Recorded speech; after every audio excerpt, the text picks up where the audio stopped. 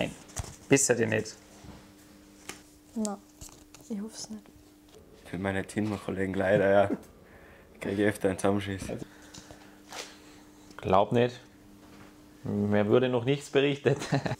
Nicht, dass ich wüsste.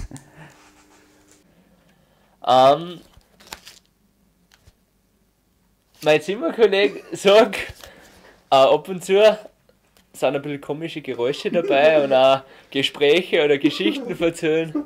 Also ich darf es mal unter Ja beantworten.